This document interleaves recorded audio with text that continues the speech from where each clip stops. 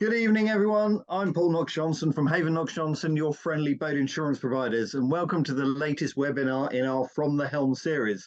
With tonight's webinar, we're focusing on helping introduce cruising yacht owners to the joys of racing their yacht. So, without further ado, let me introduce to you our very special guest for this evening. I'd like to introduce you to Rob Gibson, Poole Sailing's principal, who has spent the best part of a lifetime handling small boats. He's an RYA Yachtmaster instructor and examiner who's been teaching boat handling and sailing techniques to many hundreds of students since 1992. His work has enabled him to cross oceans and sail in many parts of the world, and his books on the subject have been RYA bestsellers since publication. He is also very active on the UK racing circuit, sailing his racing yacht Hope and Glory offshore and his other boat Addiction in corporate regattas. So I've done a bit of bigging you up there, Rob. So welcome on board. Is there anything I've forgotten? No, I think you've bigged it up well and truly there, and hello to everybody. Thank you very much for joining us. So the next slide, what we're going to be covering today, we're going to be covering what types of racing are there, all the different types you can do, how to get started, what do you need to do to enter, how do you get a handicap, the process involved in all that, preparation, equipment, crew, training, knowledge, what to do on race day, timings, start countdown, start processes, signals, rules, and tips for being more competitive. We'll see if we can dig some really top tips out of Rob's brain later on for us. So, Rob, I bought myself a cruising yacht. I'm sitting in the cockpit enjoying my breakfast, and every Sunday morning I'm sitting there, and all these boats are going out, all crewed up, getting their sails ready. And about an hour later, you see the bright spinnakers up on the horizon looking good. What's the attraction? Why should I get into racing? Well, from my point of view, quite simply, it's the best form of team sport available. It's also a lot of fun. It's a very social activity. It's a team sport, so there's lots of people on the boat, and you can do it with your friends and your colleagues. You don't have to be particularly fit and active. You can do it until you're relatively old, as witness to that fact. So, among other things, I mean, what else can you do at 5 miles an hour and have so much fun? That's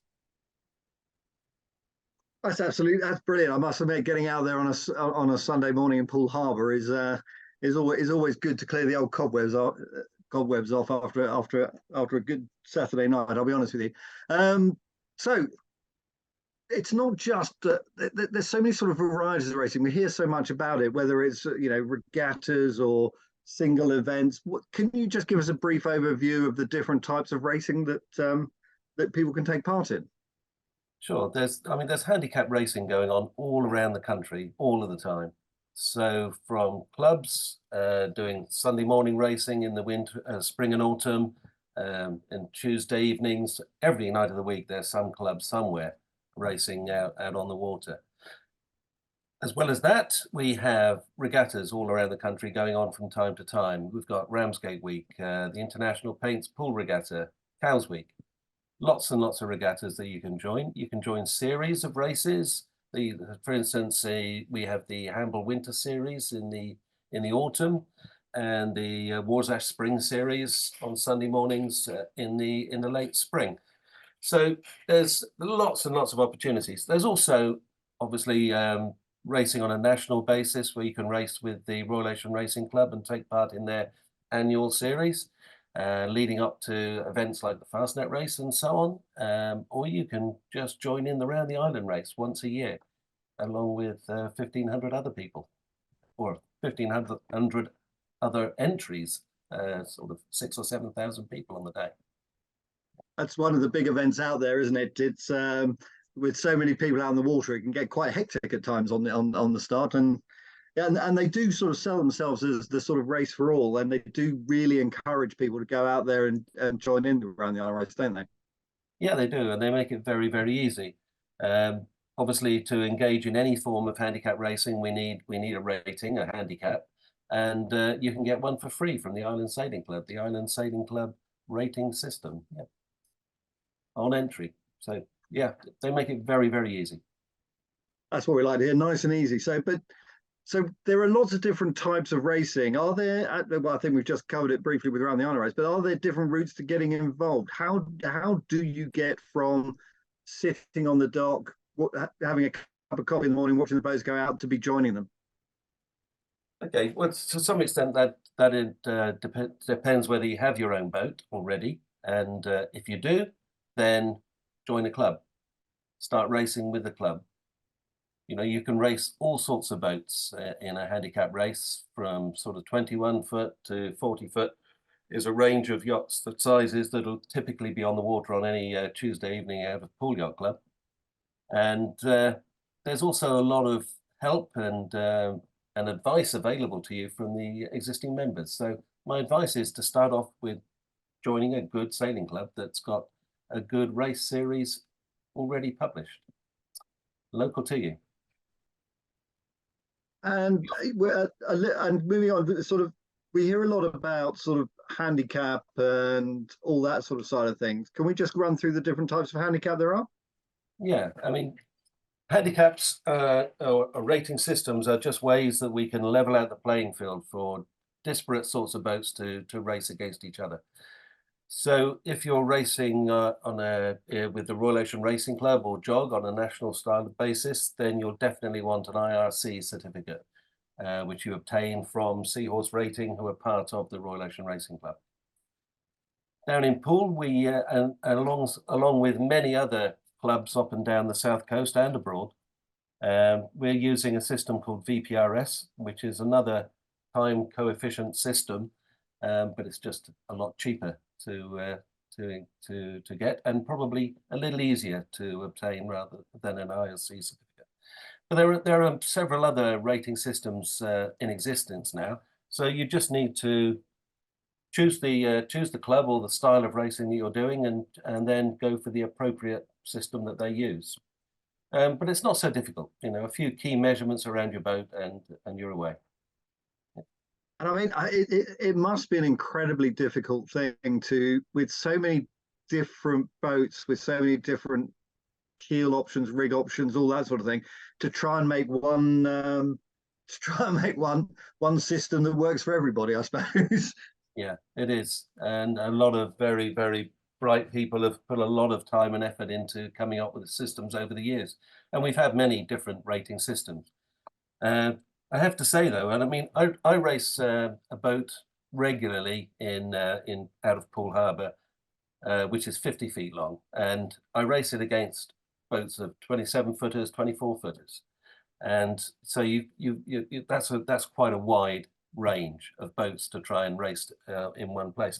I'll often finish maybe an hour ahead of other boats, but at the end, when our ratings are taken into account and those corrected times come in, often the two types of boats, you know, reach at each end of the system are only seconds apart. So they do a good job of making a really level playing field for us all to operate on.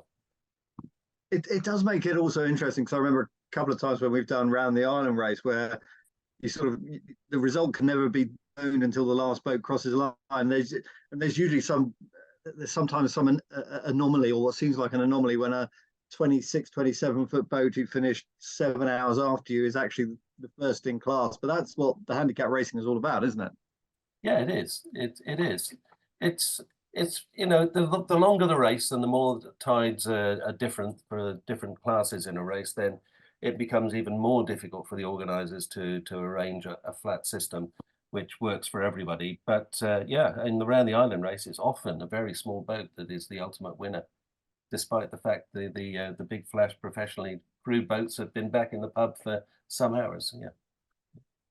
Already getting going on their evening celebrations.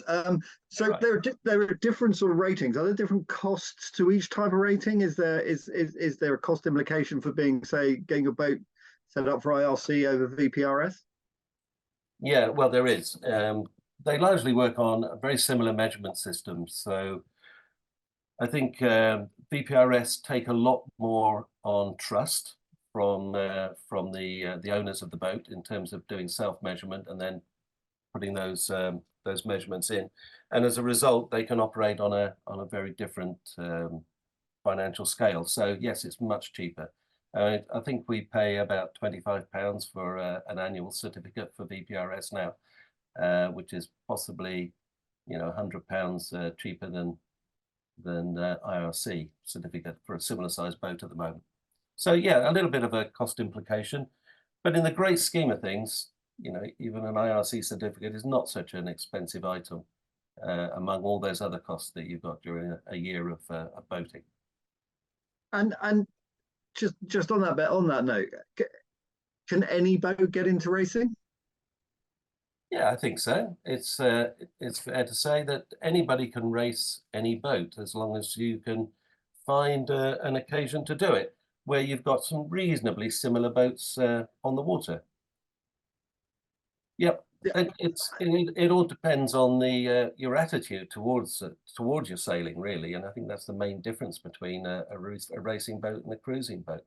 We're going to sort of emphasize slightly different things and have things working in a slightly different way if we're going to race regularly, rather than if we're going to just operate with a husband and wife team and go cruising.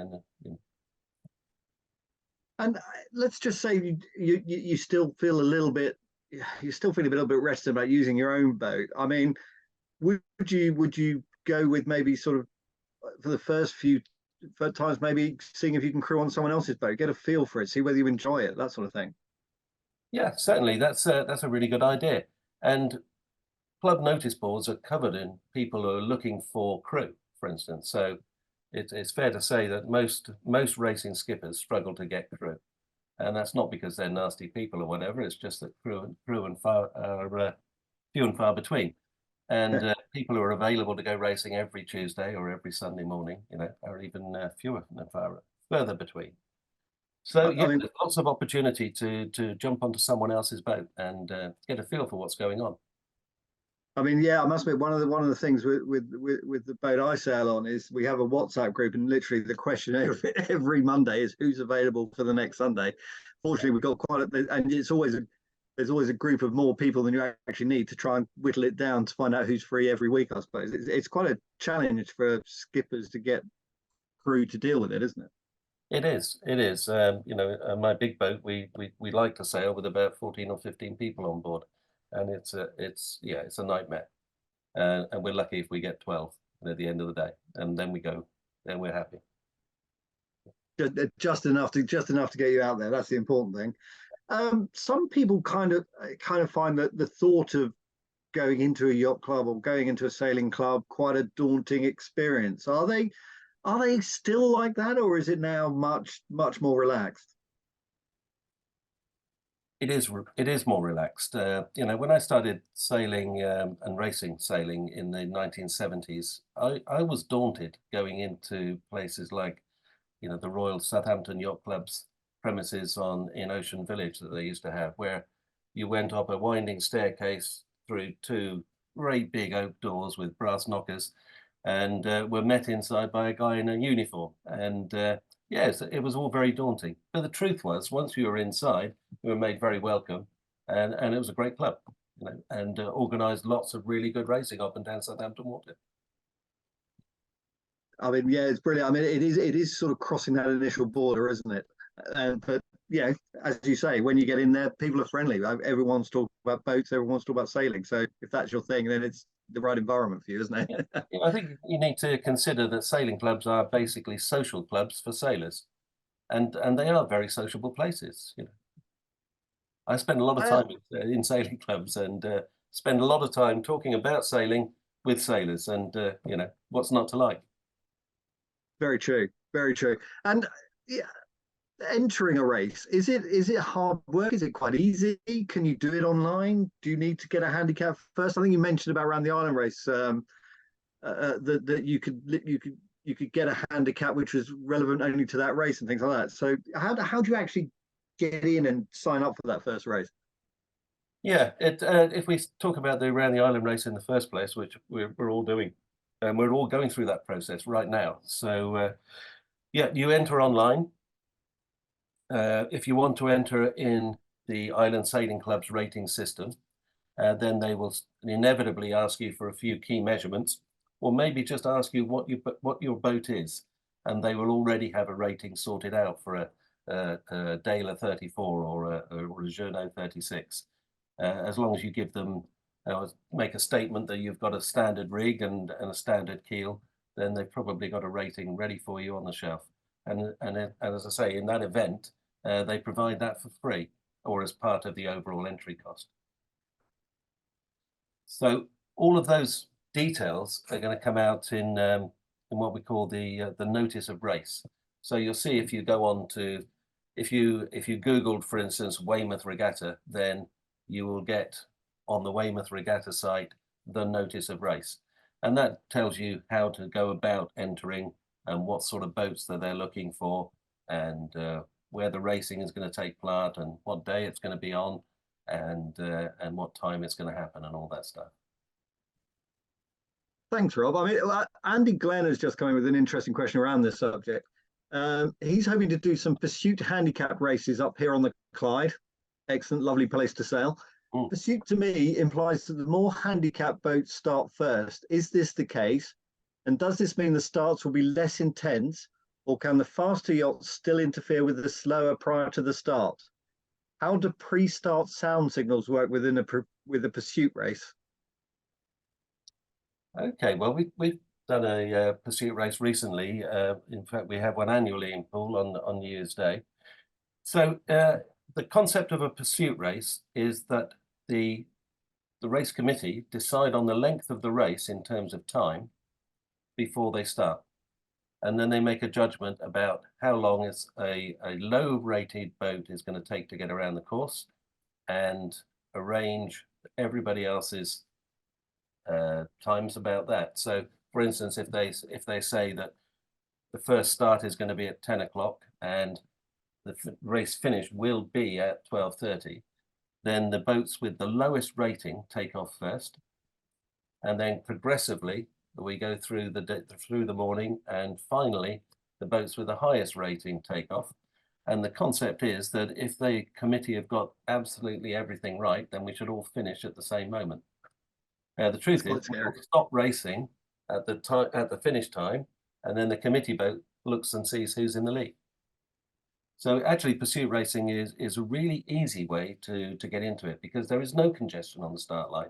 You'll only find 2 or 3 boats starting at the same time, and they will be boats of a very similar size and rating. In fact, the same rating. So yeah, good way to get started. Recommend it. Could get quite interesting at the finish if everyone did finish at the same time, though. Yeah, it'd be something of a miracle too, but there we go. Always the way. So I've got my yacht. I've entered a race series. What should I do to make sure, my boat and my crew are race ready? I think is probably what we're going to move on now. So what are we going to do to make sure the boat is ready to get to the start line and your crew are in place and know what they're doing? I suppose is probably quite a good one. So yeah. We'll start off with your boat. Rob, how do you prepare your boat? Well, the moment you start to think about, I might be wanting a race, then you've got to make sure that your boat is first of all clean, that the bottom is reasonably clean. A boat with a weedy bottom is not going to win anything. You'll just embarrass yourself. So if the bottom is fouled, then get a diver in to give it a good scrub, or get it lifted and a blast off, or just get down there with a scrubbing brush and a set of goggles and your swimming trunks and do it yourself. But make sure your bottom is clean. That's essential. And then start ditching all of that equipment that's gathered through the season. So take off all your pots of paint that you haven't quite finished using, and any spare food, for instance, that you've gathered, bags of pasta and so on. Get all of that off the boat. Power tools. The list's endless, but reduce the weight to the minimum. Think about how much water you can possibly drink on your way around. You don't necessarily need 2 40-gallon tanks full of water, but you do need enough fuel on board to complete the race and motor your way home, and do some substantial motoring around if the wind's light, for instance. So make sure you've got enough fuel on board. And remember, you must always have the equipment that's listed in the special regulations. I mean, there can be quite an extensive list of stuff you need, and they will be listed out in the notice of race. The notice of race will refer to the special regulations and then make any particular add-ons or deductions for that race sequence. You obtain the special regulations directly from World Sailing or look them up on the RWA's website. At first glance, it's daunting, but most of the equipment and most of the regulations are there for the longer races, the oceanic races, the Class 0 races and the Class 1 races. What most of our beginner racers are going to be involved in is simply Class 4 races or even inshore races. So when you whittle down the requirements for that particular class of race, it's not nearly so onerous. And in fact, I would say that the equipment level at that stage is nothing more than you would want on board a family cruiser for your own peace of mind. And a lot of that's going to be some kind of equipment for your own safety. So it's going to be sensible stuff, just to list a few: life jackets, VHF radio, horseshoe life buoy, as we see on the screen there. It's going to be stuff that should be on there anyway, as you say. Yeah, absolutely. If you're going to go cruising over any distance, you would want the same package of equipment. And it's one of those things. It's sensible stuff, and if in doubt, take it with you. I mean, all joking aside, you probably have a kettle on board to keep your crew happy. Yeah. All right. If you're doing 2 races in a day and someone's forgotten to bring the coffee and the kettle to boil, then you can have a very upset crew, I'll tell you. Yeah. And of course, probably the bit I should mention is probably insurance as well. Is the fact that a lot of insurance policies will include club racing, which is the sort of very basic sort of things. But you will, if you're entering things like round the island race or any of the sort of bigger events, you probably should let your insurance company know so that you can make sure you're covered. Ask if there's any additional premium, obviously, for being out on the race course. So making sure your insurance plays. And I think the notice of race or the sailing instructions will probably tell you that there is a minimum sort of cover or minimum third-party liability cover you should probably have in place as well. So that's preparing our boat. Just a quick one then. What sort of sails do you need to have on board with you to go racing? You just need your mainsail, jib, genoa, and a spinnaker if you're going to race with a spinnaker. But if you're just getting into racing, I wouldn't go out and buy brand new sails. Just start racing with the sails you've got. And if you want to become more competitive in the future, there's lots and lots of opportunity for adding specialist sails into your equipment list and improving on the quality and the weight, in particular, of your mainsail and jibs and genoas.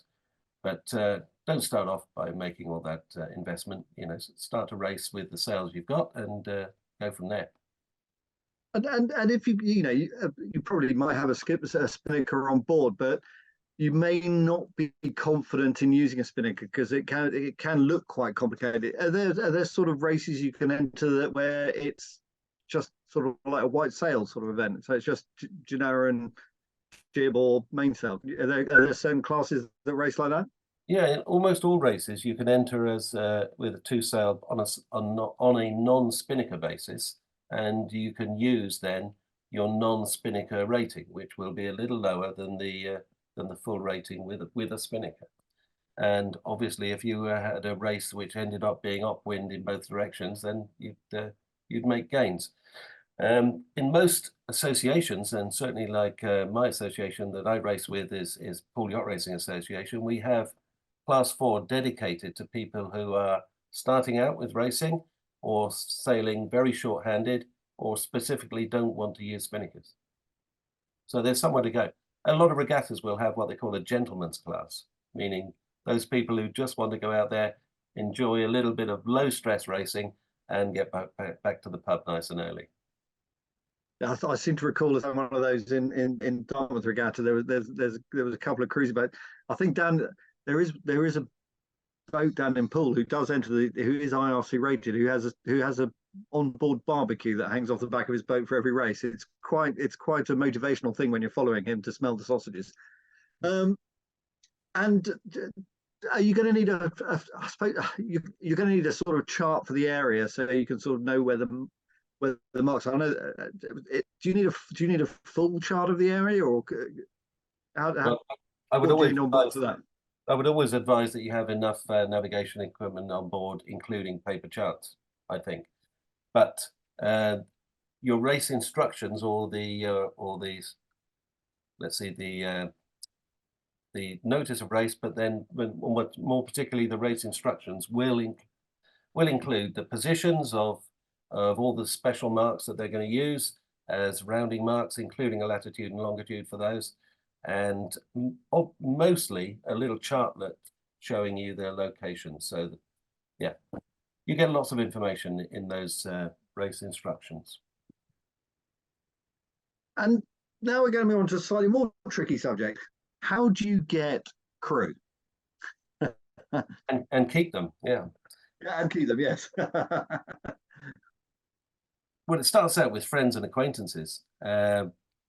If you're in a yacht club, you will find that there are lots of people who want to go crewing with other people. You know, often the cheapest form of sailing is, you know, to do it on someone else's boat. So there are people around. Once you've got them, you need to keep them motivated. You don't necessarily need lots of experts, but you need people who are prepared to learn and fit into a team and become specialists in what they do to some extent. So you need to keep them motivated. So you're going to need to treat them well, keep them informed about what's going on, encourage them, yeah, and buy lots of beer at the end of the day. It can be quite an expensive job as a skipper. So you've got a group of friends, you've got a group of acquaintances, people who've joined in who are all keen on it. How do you know where to position everybody on board? I mean, obviously there's going to be some people who've done some stuff before, and there's going to be some that are less experienced, but how do you know where to put them, or which job is probably best suited for them? Yeah, they normally make their minds up on that themselves. Some people love to go leaping around on the foredeck. It would be nice if they're all fairly lightweight and so on. That's not always the case, but enthusiasm makes up for an awful lot. You know, someone who's going to pull the sails up and down, standing at the mast all day, and wants to be, you know, fairly heavy and have a little bit of body strength. But there's a place on the boat for everybody. You know, we can have navigators who are dedicated to navigating and sit at the chart table all day. They don't need to be terribly fit. They just need to be good at what they do. So yeah, there's a place for everybody. But I would say that the most important thing of all is to remember that it is a team sport, and teams only work if you practice. You know, you need to practice a lot so that all the basic maneuvers just work well. And that's a really hugely important part of it. I mean, you kind of don't want your crew to turn up on day one having not sailed the boat before, kind of thing. You don't want turning up on race day without. So practice is hugely important for us, isn't it? It's important to get everybody knowing their role, what they have to do at each sort of point. So you've got a picture in the mind. You have a picture in your mind of how the race will play out. You're as ready as the boat's ready, and so what sort of practicing should you do with your crew? And as a skipper, are you doing more than one role? Are you helming? Are you navigating? Are you doing tactics at the same time, or do these roles get split out? Yeah, I would say the most important role to split away from the organizer or the tactician or the navigator, as we refer to them, or the skipper, is the helm. I think if you can dedicate someone to being the helmsman and simply concentrate on keeping the boat close to the wind or to sailing the course that you want, rather than having to look around to see where all the other boats are and make sure that everyone else on the boat is doing the right thing. If you can dedicate a person to that and let them build some expertise. It's a difficult one to hand over, though, particularly if you've got a lot of new crew coming on board.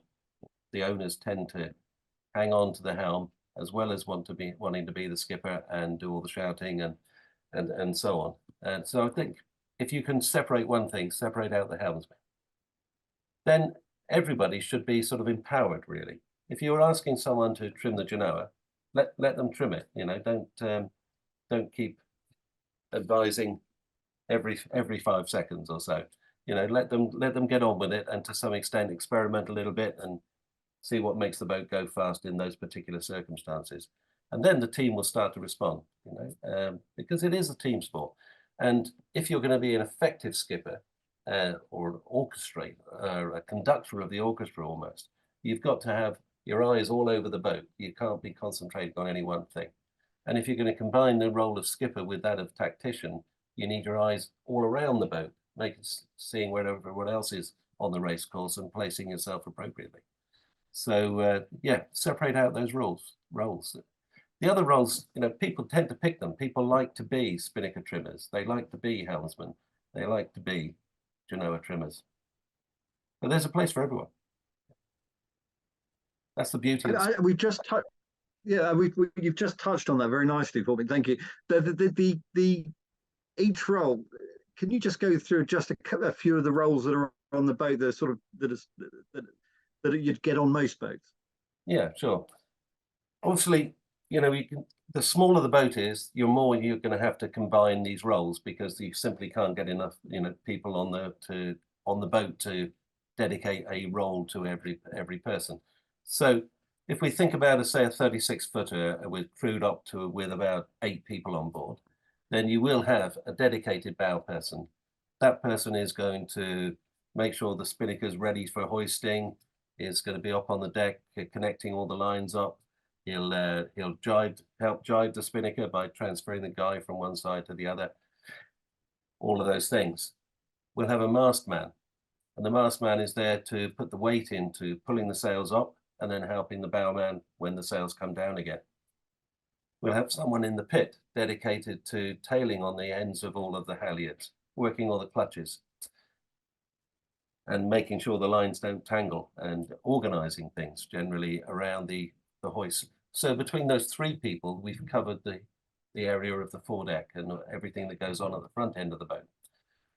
And then when we come back to the thinking end of the boat, back where I normally stand, you know, we will have a navigator potentially down below, making sure that we're going the right way to find the next mark and so on. A tactician, which is probably the skipper as well, with our eyes out of the boat, making sure that you're in the right place on the race course relative to all those other boats. Someone dedicated to helming, and a couple of people in the cockpit who are just there for the trimming. And a dedicated main sheet trimmer is also very important.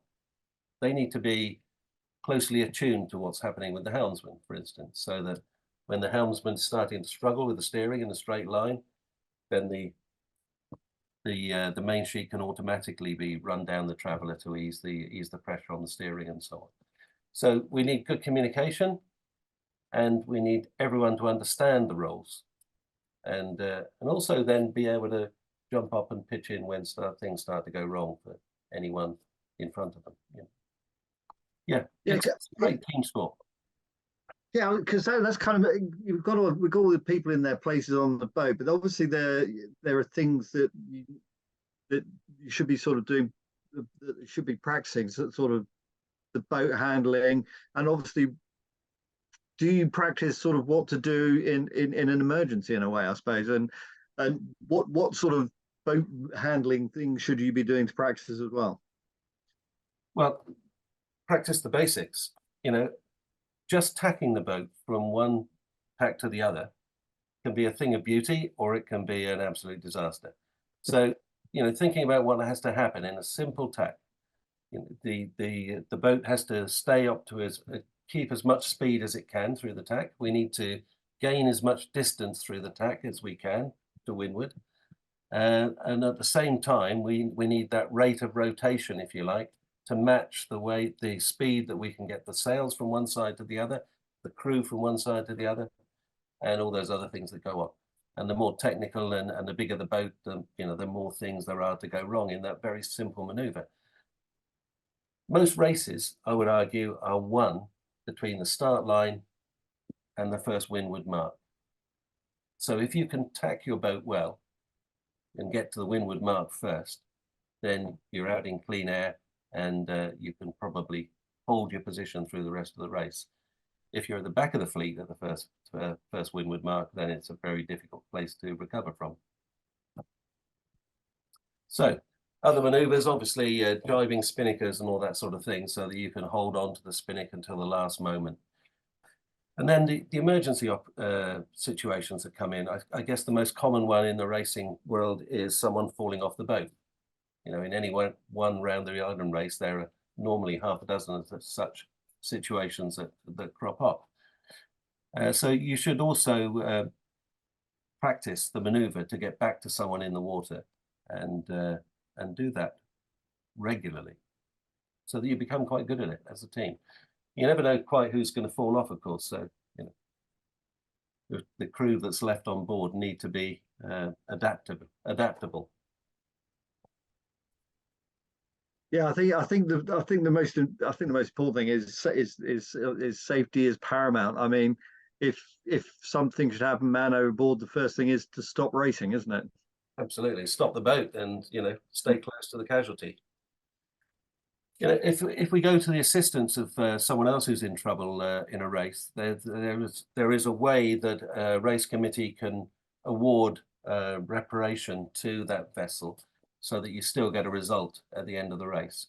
We are expected to go to the assistance of vessels in trouble as racers, like any other water user.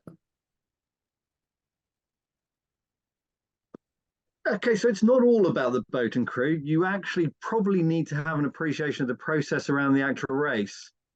Yeah. Let's move on to sort of tell us more about the actual racing now. So we start at the beginning. The information you get given by the race organizer. Tell us more about the race documentation, Rob.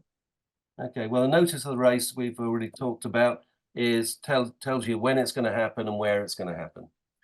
And then we get the sailing, pardon me, then we get the sailing instructions, and that's a much more detailed program. So that's going to give you the position of the marks, what the committee boat looks like, what radio channel they're going to issue their instructions on. And if you're going to respond to any of those, is there a separate radio channel that you can make any responses on? We will get all sorts of details, including a rough idea of the courses that we should expect. So once we get on to courses, well, the world's your oyster, really. Regattas like Cowes Week, for instance, will have a mixture of courses. On half of the days of the regatta, any one fleet will be racing on an ad hoc course. So that course will be given to you 10 minutes before the start. You'll take it down as a list of buoy roundings, and then the navigator's job is to frantically look for all those buoys all over the Solent and work out which way you're going to go around the area to make the fastest transit of the course. The other half of those fleets on any particular day will be doing a simple windward-leeward course. So when we talk about simple windward-leeward courses, they're increasingly popular. And basically we start off with a start line, and then we beat our way to the windward mark.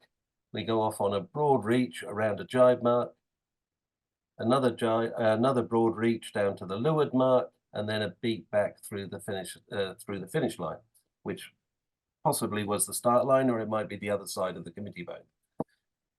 And we'll be asked to do that repeatedly until we're told to stop, and then the winner is declared. So that's a simple triangle windward-leeward course. The common variant on that is to do, first of all, a triangle, and then followed by a sausage, straight up and down. And then you'll be asked to do that combination of triangles and sausages repeatedly until we're told to stop. It's a very easy way for a committee to organize racing in a small area and keep a very tight control on the amount of time you're going to spend on the race course in varying wind strengths. So it's actually very common, but it's very easy to organize.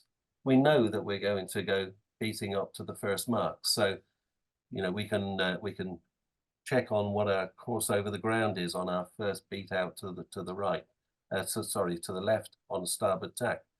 And then we can match that as we go into the windward mark as our ley line, for instance. So it becomes a common routine to get around that triangle. And I guess you as a race crew, if you practice going around that standard triangle. So it's a beat followed by a big bear away, spinnaker up, jib down, a jibe, spinnaker back, jib back up again, spinnaker down, and a round up with a final beat up to the finish. So if you go through all of those gyrations repeatedly, then that's really good practice for regatta racing. And is the start always upwind? It is on a windward leeward course, yes. So if your start line is determined by a committee boat and a pin, then that will be orientated to the wind. And often we get big delays before the race start while that orientation is taking place. And then again, when the wind shifts. So here we've got a committee boat start line. So the start line is between the mast on the committee boat and the pin at the other end, the pin buoy. And this boat is going past the end of the line and taking a transit through the buoy and the mast on the boat and an object in the distance, so that when they then approach the line on starboard tack later on, they know when they're actually approaching the line, and they're not thinking that they're over the line when they're really not. Yep. So there are other start lines, of course. There are fixed start lines. The Round the Island race has been a classic example. That's always on the Royal Yacht Squadron line off of Cowes. So no matter what way the wind's going, you cross the line in the same direction. So it could be a running start, and often is, or it could be a beating start. We just don't know. A lot of clubs work on fixed lines too. Poole Yacht Club does. Oh, that's somewhere where you've got a mark off the shore, and then a mark on the clubhouse itself sometimes. Yeah, usually. Yeah. So and you, just while we're on the subject of the start line, there's usually a lot of flags being flown. There's horns going off. It all sounds very confusing. So what do they mean? Yeah, all starts with. They're all stages in the start process. So about a half an hour before the race starts, we're going to get a time check so that we can all be on the same time zone as, or the same version of time as the committee. And then we go into a start sequence. So we're going to look at a 5-minute warning if it's a 5, 4, 1 go, as it normally is these days. So at the 5-minute gun, we get a warning signal, a single blast on the horn. And that's usually repeated by most race committees with an announcement on the radio, simply to say that that was the 5-minute warning. At 4 minutes to go, we get what's known as the preparatory signal. So you may see a flag hoisted, which would be a class flag, for instance. There will be another single sound signal, and again, an announcement on the radio saying that was the preparatory signal for class whatever it was, class 3, 2, 1, 0. And then 1 minute before the start, we get the 1-minute signal.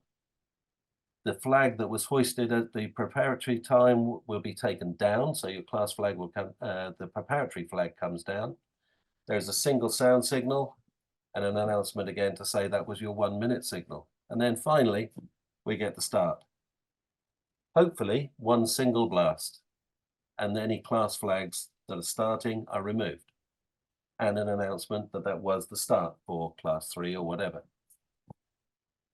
If we get a subsequent, an immediate second sound signal, that means that one boat or 2 or 3 boats maybe were over the line, and therefore they need to turn around and come back. And the committee will normally then on the radio say what sail numbers were actually over the line.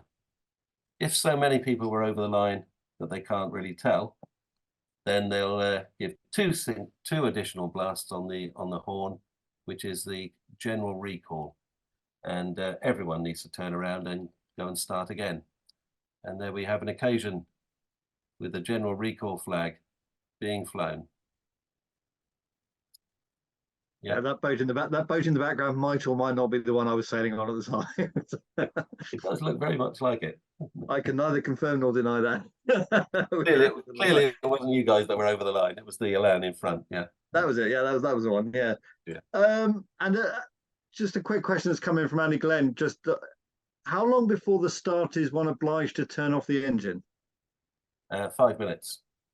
So as soon as your 5-minute gun goes, engine off. Oh, yeah. And that's when you get into your sort of start sequence. And there are other flags sort of that you might see on the committee boat. Do you just want to cut through a couple of them here, or? Yeah. The ones on the slide, for instance, the orange one simply is the flag that says that is the committee boat, and it is more than that. It's now on station, so the line is set. If it's a blue flag, it's the finish boat. The yellow and red stripy one, the Y flag, says that life jackets or buoyancy aids must be worn. And the red and white stripy one we see all the time is particularly on light wind days to say that the starts have been postponed. We call that the AP flag. When that's flown, there'll normally be a sound signal associated with it, just to draw our attention to it going on. And then we all just basically sit and wait for it to come down again. There should be an announcement over radio to say that they intend to take down the AP flag, because once that comes down, you've got 1 minute until we go into a start sequence, starting with the 5-minute gun. So yeah, those are the common ones. I mean, you did just answer a question that came into my head there, which was it's not all just flags and horns going off. There are usually sort of messages coming over the radio to sort of guide you as to which signal is which, isn't it? It's usually backed up with something. Yeah, it is. You know, most committees these days do back up all the instructions with announcements on VHF radio. So make sure you understand which radio channel your class is working on. Yeah. And also just something that people might not understand is why there's a flag there you mentioned before, which was all about life jackets must be worn. Some people might be asking, is that not a normal thing for if you're out racing? Would it not be a normal thing to be wearing a life jacket, I suppose? Yeah, I think it is normal. Certainly on my boat, we wear them all the time. Yeah, I guess that's because of the way that I've operated in sailing over many years. But it's not compulsory. So when it becomes compulsory, we need an announcement. That's fair enough. Certainly, it's a very sensible thing to do. I would encourage everyone to wear a life jacket all the time they're at sea. Thank you. Yeah. So we've got the 5-minute gun has gone off. What tactics should we be thinking about? The start line can look like such a crowded sort of, in a way, from a novice's perspective, it looks like quite a scary place to be. What should you be thinking about when you suddenly get into your sequence? Okay, if I'm going to advise anybody as a first timer or a newcomer to racing, I would say don't try and compete to be the first boat going over the line at the moment that the gun goes on starboard tack, just inside the committee boat, like the J24 here. Yeah, only one boat can get that position, and if you're vying for it, then you're likely to get boxed in and be put in a position where you are forced over the line before you really want to go. So I would say a more conservative start for beginners is to try and be the second row boat, but in that nice position, be at the top end of the line. These boats down here at the bottom end of the line are downwind of all of these guys. Now, bear in mind, you've got to go upwind to the first mark. So these guys have got to do a lot of sailing in the dirty air of all these boats here to get to the top mark. And they're really going to struggle to break out to the right, which they have to do to get to the windward mark eventually. So I think often it's the second boat over the line or even the third, but at the top end of the line, at the windward end, if they break out to the right early and get off into clean air, they will do better than trying to compete too closely and end up in a position down here where you just don't get any wind. You can't get any acceleration and so on because of all the boats above you. And can you just expand on that thing, clean air? Yeah. What are we looking at there? If you can get fresh air coming to you rather than air that's disturbed by another boat, then it's a lot more powerful. It's as simple as that. Often in the round the island race in particular, there's always the tendency for people to say, well, the early tidal flow is strongest in by the island shore. So if we're beating into a southwesterly or a westerly, then obviously we're going inshore close to the island very, very early in order to stay in a little bit of extra current. But there'll be hundreds of other boats trying to do the same thing. So you're competing on close terms and giving way and all that stuff with all those boats. If you stay out away from the island shore and accept that you're going to have a knot less of tide out there, you can sail your own race in fresh air that's not disturbed by anybody else's sails, and often you might end up in a better position. You know, the boats down here, this guy is taking all the air out of the spinnaker of the little trimaran here. So yeah. Yeah, it's often an interesting one, isn't it? Whether you stay in the crowd where the majority of the boats are, because you kind of think that they know something, or whether you just go and sail off and you may take a little bit of a knock on tide, but otherwise you as you say, you get clean air, don't you? And you can sort of sail your own race. And I think what you're saying here with regard to the start and the clean air thing is, if you're a novice coming into it, if in any doubt at all, stay back, stay clear, and keep yourself and your crew safe, and get it, as you say, be second or third across the line rather than trying to be right in that position, because if you get it wrong, it's going to ruin your day. Absolutely. I mean, the scary bit is particularly for newcomers, is that you get boxed in, and that's what we're all trying to avoid, being boxed in. We want to be able to sail our own race. We don't want to be in a position where we can't bear away because there's a boat underneath us who won't let us, and we can't slow down because there's a guy coming in fast from behind. We're about to be pushed onto the committee boat by the tide if we slow down and all that stuff. So just don't get yourselves into those positions where you're being boxed in. Keep your options available to you all the time.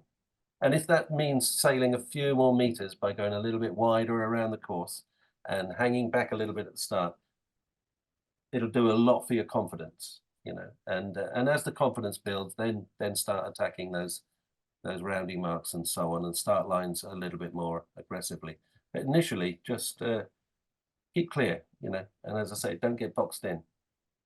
I mean, just going quickly about questions come in about the start line.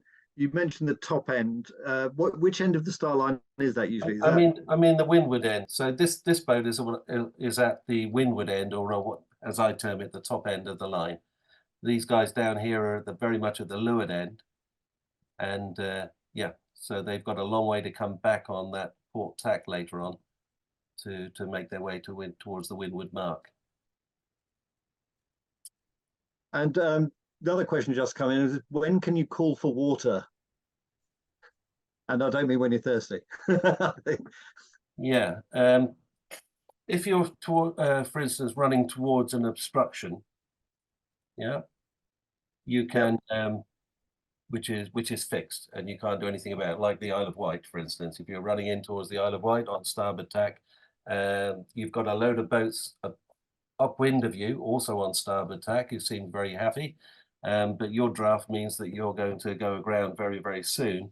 You can call for room to tack more correctly than calling for water. You don't have any rights to water, but you do have a right to ask for room to tack if you need to tack away from a fixed obstruction.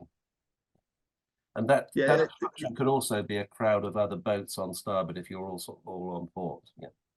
But it can't include the committee boat, I suppose. No, it can't. No, they tend to be anchored, they tend to get upset if you hit them. So yeah. we've done our start. We've done we're in clean air. We're heading up to the windward mark. So this is the sort of first mark grounding of the race. So any advice on the mark roundings? Yeah. So arrange your course as this guy has, so that you've got a long run in on starboard tack into the bear away, the windward mark.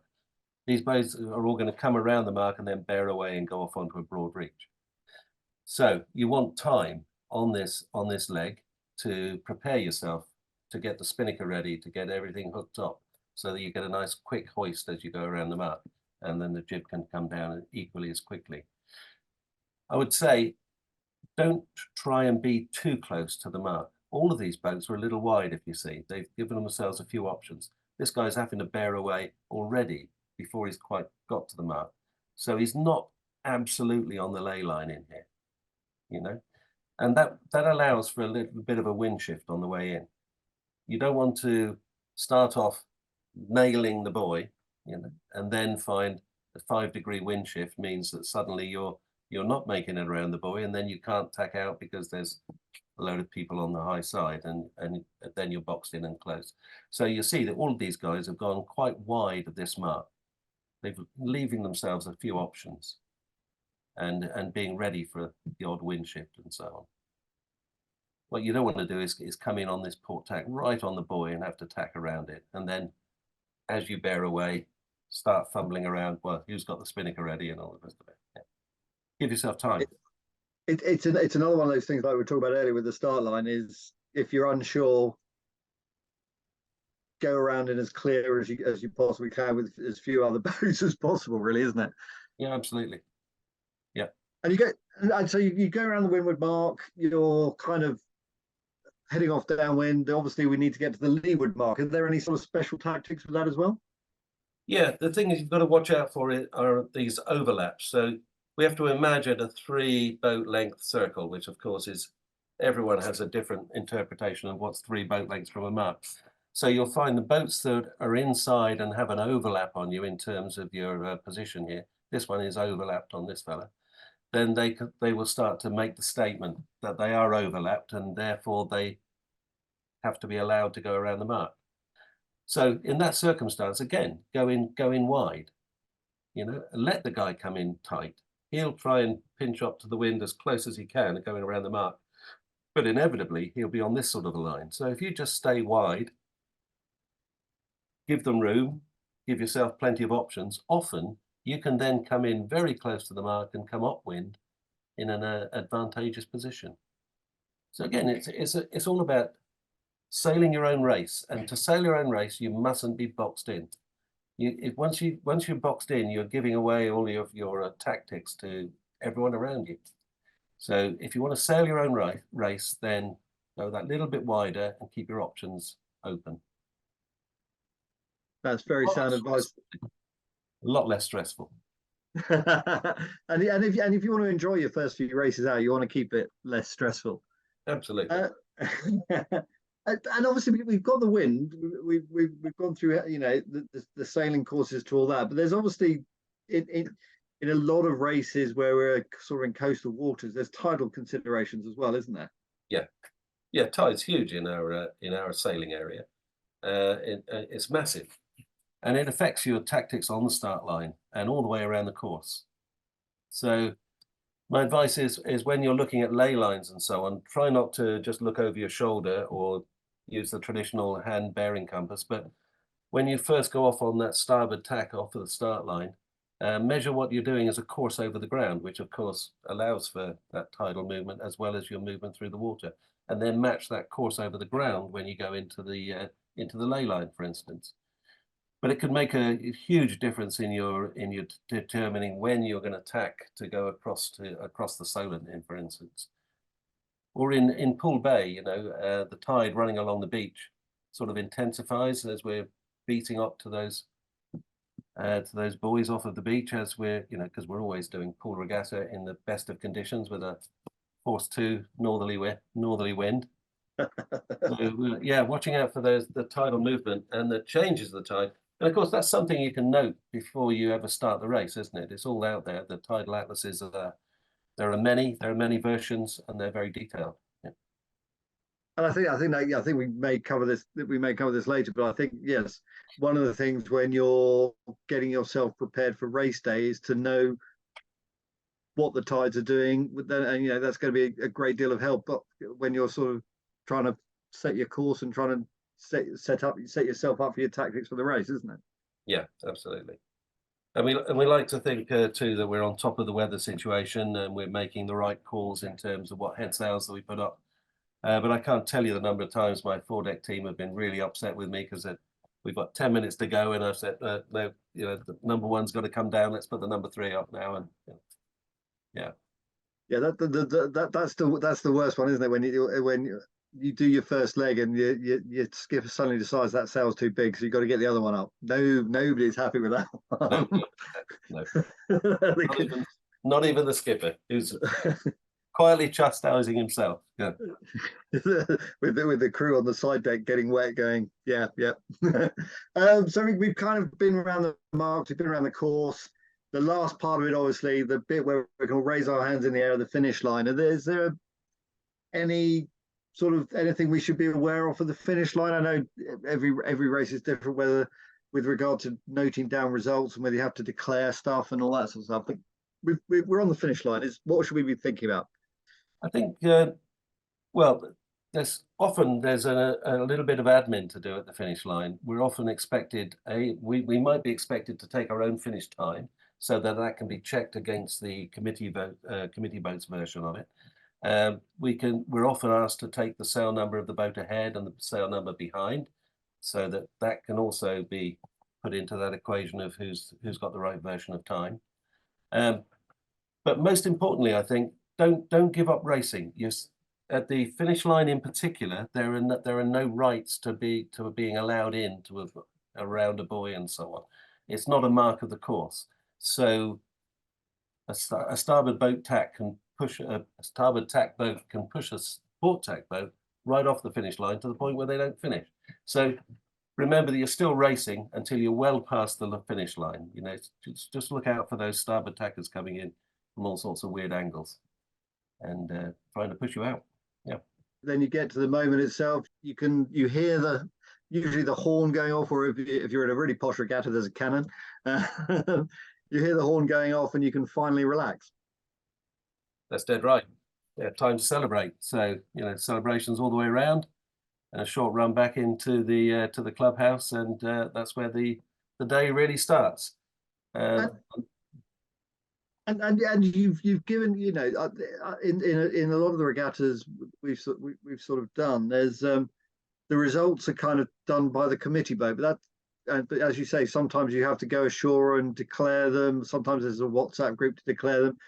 When you get back into shore, how do you find the results? Where are they kept? Are they still pinned on a notice board at a clubhouse, or is there more technology involved these days? Well, no, sometimes they are. Depends on the clubs, but major events like the Around the Island race now, it's all up online before you've often got yourself into the dock.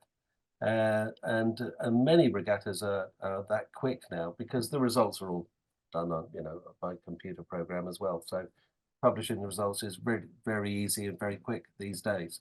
But it's not always the case, and sometimes you do have to declare. And it's a great shame if you spend 10 hours going around the island and then forget to declare and don't get a result. That's a real disappointment for the crew. It really is. Yeah, it's amazing how unpopular that can become quickly. Yeah. I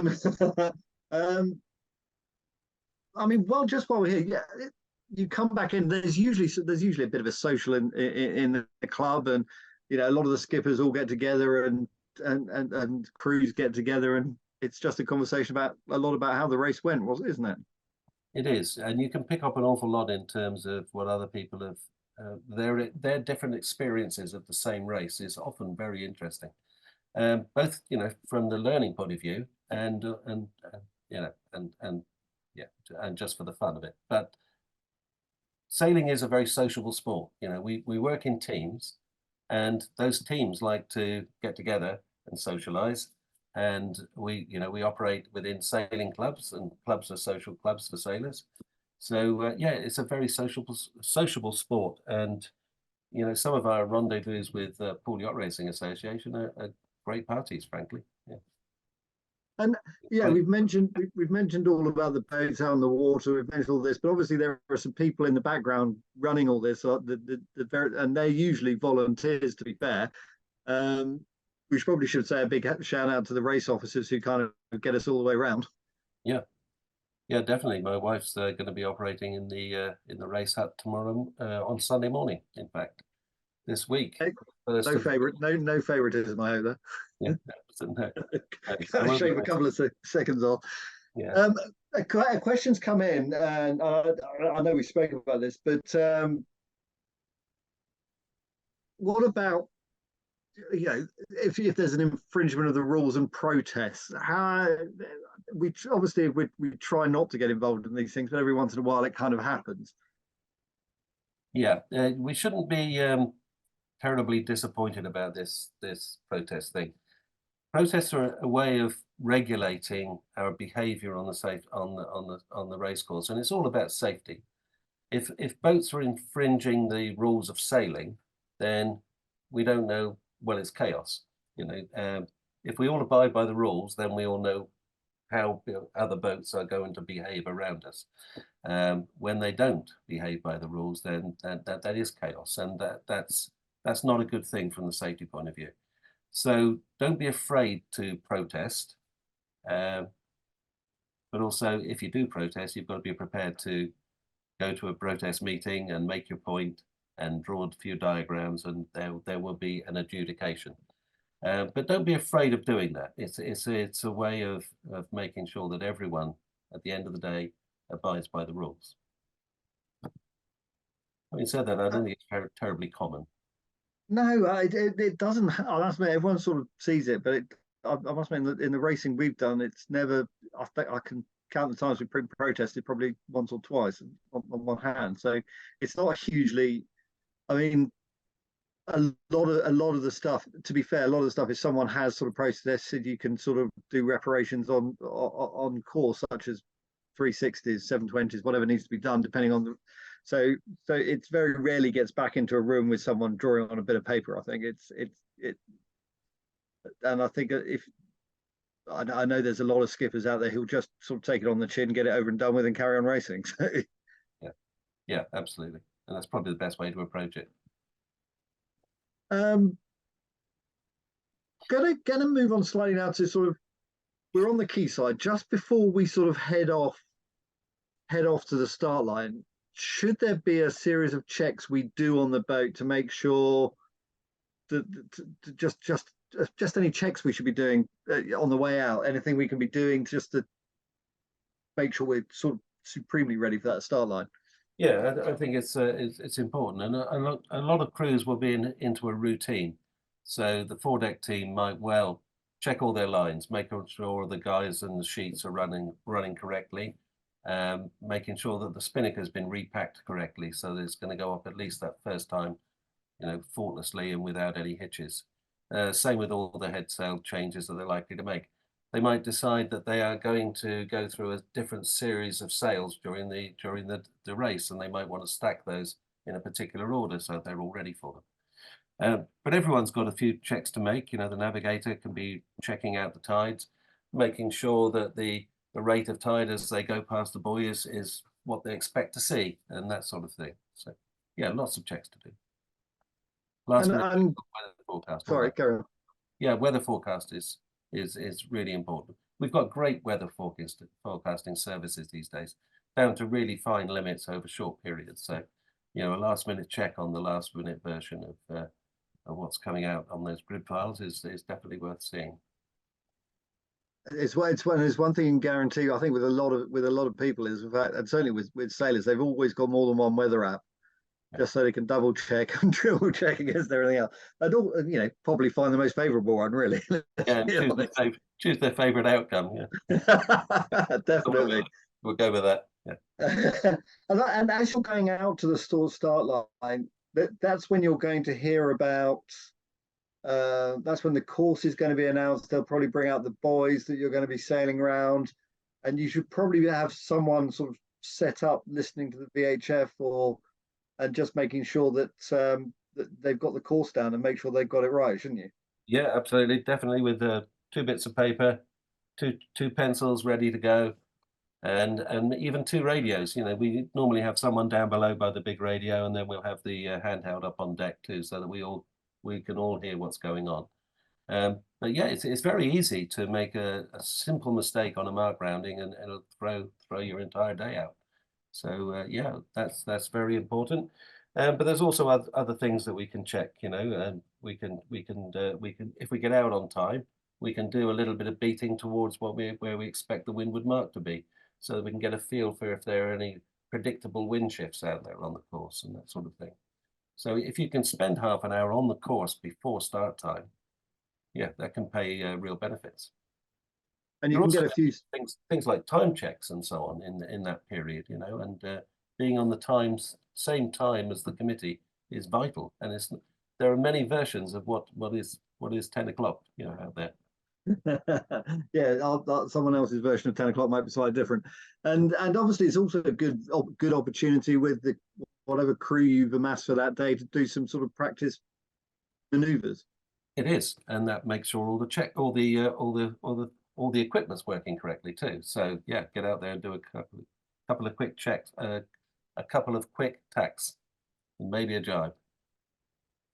And you know, there's a lot of sort of we've mentioned the rules, we sort of this, but there's obviously also a lot of sort of etiquette tips. I think, which probably one of the phrases I'd use on that. There's certain things that maybe we know that people know that maybe club members will know that maybe a novice won't, and there are certain things that maybe we can help out with on this. So I mean, basic ones, Rob. I would say, you know, you're going to hear a lot of shouted stuff on the water. A lot of people calling starboard, calling for room to tack, all of these things. And in the heat of the moment, when they're making those calls, it can often sound a little bit aggressive. But actually, all they're trying to do is announce to the world what they intend to do and asking for room to do it. So don't take offence at those shouts. And if you're doing the shouting too, don't make it offensive. There's, you know, you can call starboard, but you don't have to make any comments about the way that person gives way to you. You know, it's yeah, you shouldn't do that. You can be protested for ungentlemanly behaviour on the course, after all. And what about the start sort of zone? Yeah, I mean, if you're in the third start, you should probably yeah, stay out of the start box until the classes ahead have gone. Don't get mixed up with the classes who are trying to run at the start line. You know, give them room to do their thing. Your chance comes later, and you see huge abuses of that in things like the Round the Island racing, and it's often because people are just going around totally bemused. It's a big occasion, and they're you know, and they're almost in a state of shock. But yeah, it's not a good thing. So keep well away from the start line until it's your turn.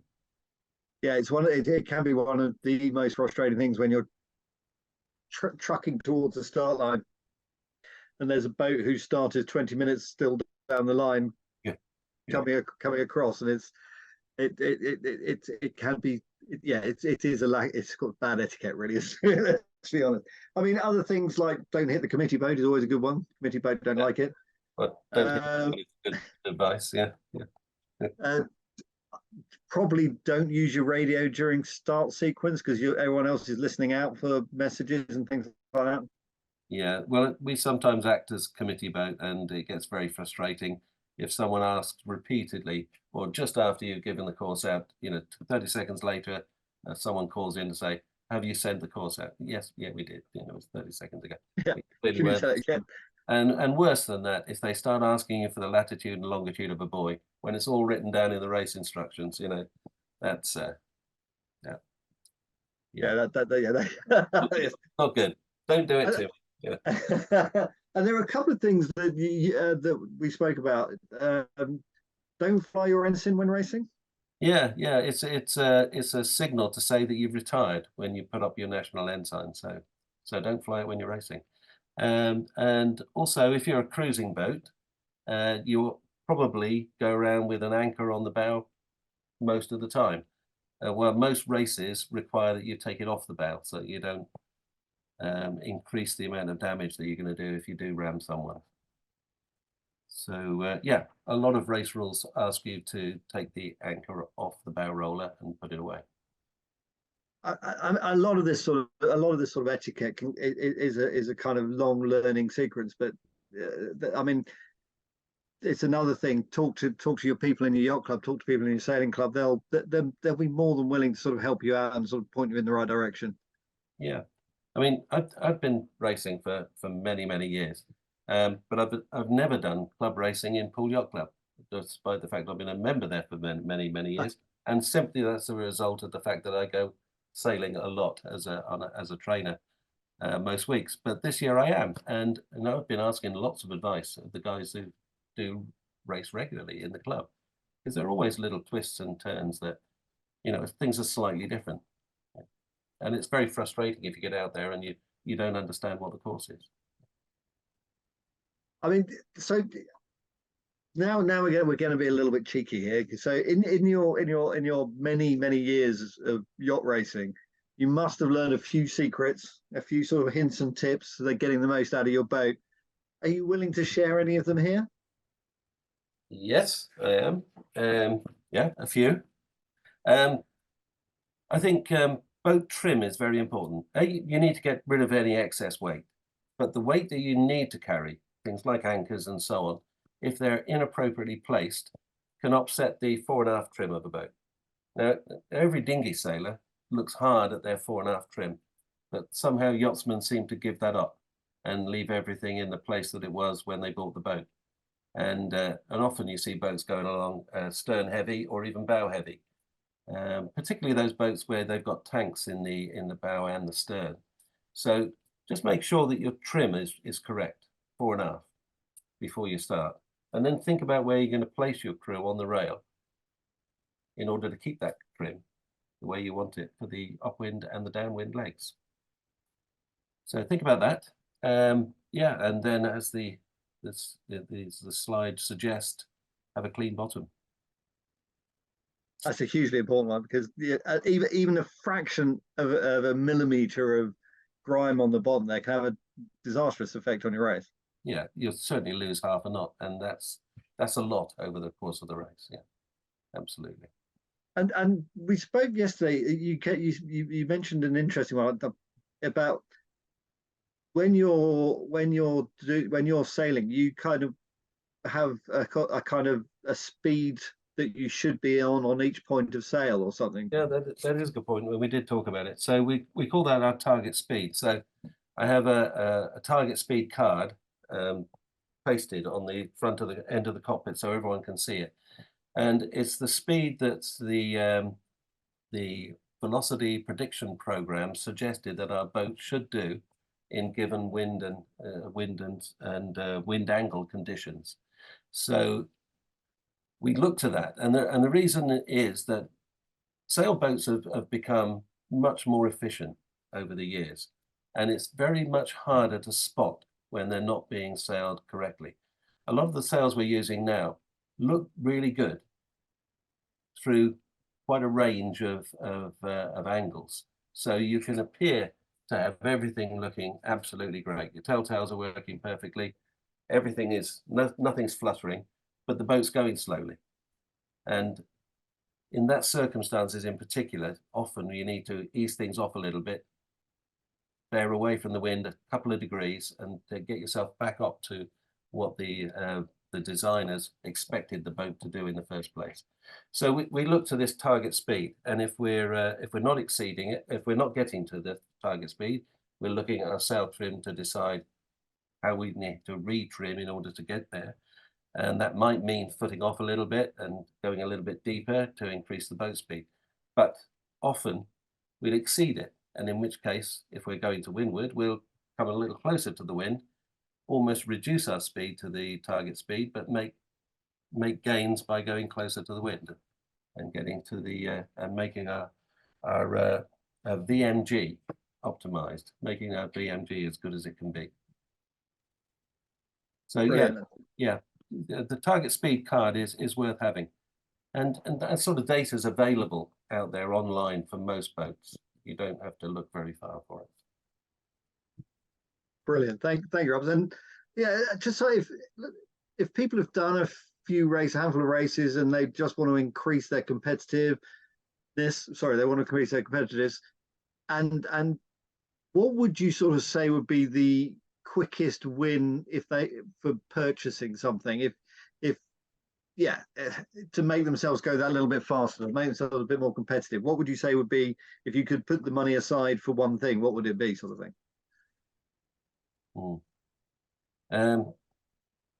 Possibly a lightweight really nice, relatively flat mainsail that you can put a little bit of shape back into. So particularly if you've got a relatively old Dacron sail, you'd be amazed the difference a really nice, well-made, new and relatively lightweight sail will make to a cruising yacht. But there are also a couple of other things. Kickers are really important, and generally speaking, the more cruisy a boat is, the more inadequate the kicker is. So an extra block and tackle in your kicker array will give you a lot more control over twist in the mainsail, and then make sure that your cars are that move. You know, the traveller cars on your Genoa tracks, you can adjust them for a position when you want to, and if you've got a traveller, make sure it works. The main sheet traveller is a good addition to your arsenal when it comes to sail trim, if it's working. Many cruising yachts don't have a good working traveller or kicker, come to that. Rob, that's amazing advice. Thank you so much. Thank you so much for sharing with us. So where can we go to find out more? Well, there's some excellent books on the subject, written by all sorts of people. But are all of them written by you in this sheet, or not all of them, just two. The two on the left. Yeah, they're great value. Yeah, go for it. Brilliant. So there's option, and obviously they can come and find you if they've got any questions. Tell us a bit more about Poole Sailing. Yeah, Poole Sailing is a recognised RWA training centre. We've been in operation for many years. We run all of the practical and theory courses in the RWA cruising syllabus. But we also do own boat tuition. We run racing for individuals. We'll pitch you in with a crew and take you on a racing event. And we run race events for corporate groups as well, often. And we do a lot of racing. Our racing is mainly with Poole Yacht Racing Association these days. And can you tell us a bit more about Poole Yacht Racing Association, or PYRA as it's going to be now? Yeah, absolutely. I had the pleasure and honour of being the association captain this year.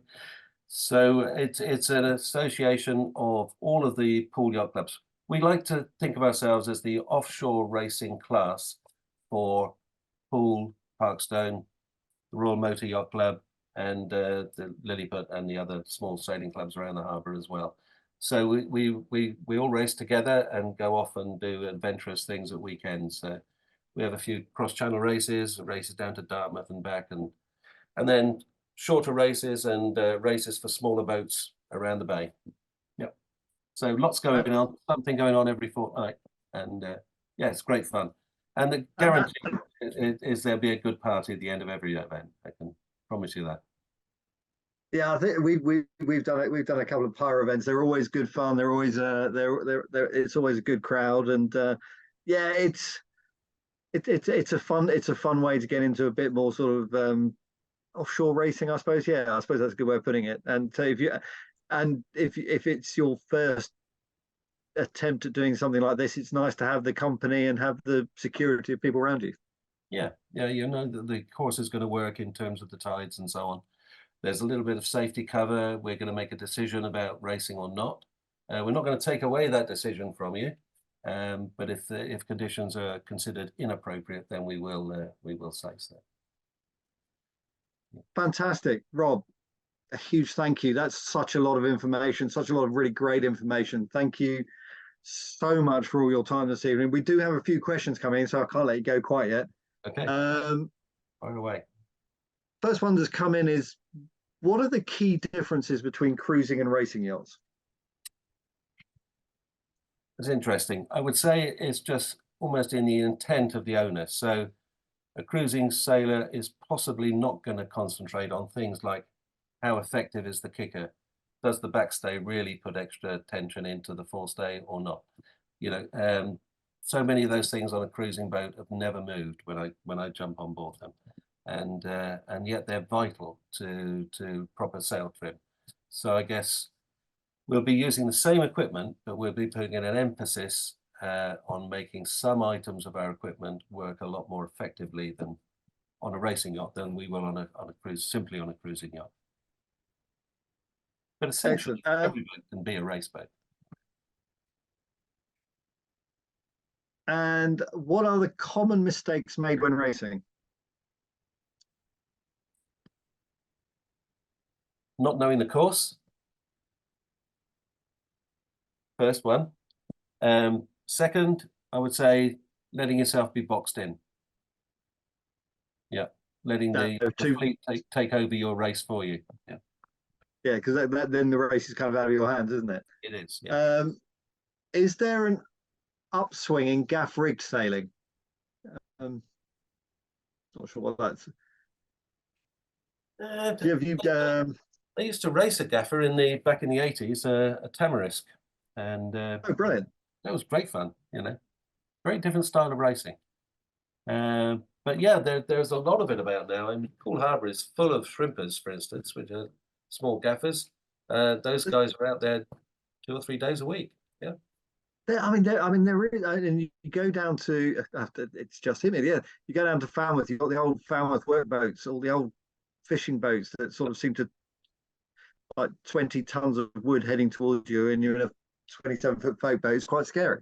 Yeah, I have to say, back in the early 80s when I bought a gaffer, it was because it was a cheap boat. They've become very fashionable since. They're no longer cheap boats. Yeah. No, but we've seen it. You got a builders seem to be making them, and the sales on them keep seeming to increase at the moment. So yeah, there's an increased popularity in it. Certainly.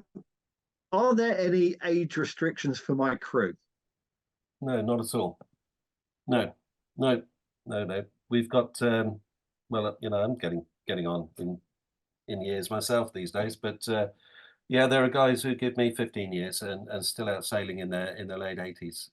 And some of the class leaders in PYRA are just that. We have one guy in particular who's often wins in class 4.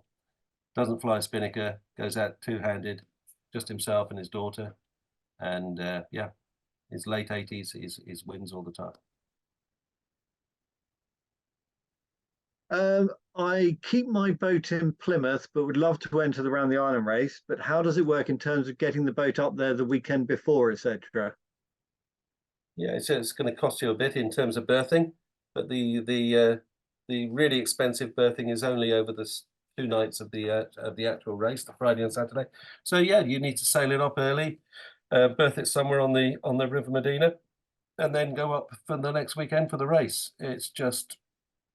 It's long-winded, but those of us who live in the Solent area still have to do the same thing when we want to go down and compete in Dartmouth and stuff like that. So that's very true, and you shouldn't try and get there for this. I mean, even in the Solent area, trying to get to the start at the stupid o'clock in the morning that they usually start. It's nice to be over on the island, berthed up, so you can get out there a lot more quickly. I'll be honest with you. Try going from the handball to the start line. It was a lot longer. Yeah, I had to get up a lot earlier. Yeah. And here's an interesting one. Are there any races on your bucket list, Rob? Well, there are a couple of newish races that the Royal Ocean Racing Club have come up with lately, and that I haven't done. So I've never done the Caribbean 600. So maybe I'll get the opportunity. And this year there's a 600-mile race around the Baltic. Oh, brilliant! And I've never sailed in the Baltic, so that would be quite nice. Yeah. Oh, that sounds awesome. Actually, in truth, I'm really looking forward this season to doing some club racing in Poole Yacht Club with my grandchildren. On which boat? No, we're going to do that on a little Splinter 21, a boat from the 1960s, but a great boat. Oh, that sounds fun. Because Poole Harbour, as we both know, is a great place to go sailing. And we have one final question. Have you got any top tips for how I can get the best out of my crew? How can I help them improve? The beating stock when morale improves. Is that how it works? Or? Yeah, it is. It is very much so. I would say once they show an aptitude for a particular position, and if they decide that's their position for the foreseeable future, then just give them their head, you know, empower them, and let them experiment and so on, particularly trimmers. You know, if you're expecting someone to concentrate all day, then it's got to be something they're doing for a purpose rather than simply being responding to a series of instructions. So, yeah, give them some basic information about what they should be looking for, and then let them get on with it. Well, Rob, I have to say a huge thank you from all of us on this webinar for giving us your time and your expertise and giving us all that great knowledge. As I said, there isn't a test now, but this is being recorded, so you'll expect to see it up on the Haven Knox-Johnston YouTube channel, probably within the next few days, probably beginning of next week, maybe. So if there's anything you want to re-look at, just go and have a look at it on the YouTube channel, and it'll all be there. There'll be a transcript, so if you can sort of have a read through it as well. But again, Rob, huge thank you, absolutely huge thank you for your time and for sharing your knowledge with us. And brilliant. Good night, everybody. Thank you. Nice to see you all. Good luck. Cheers.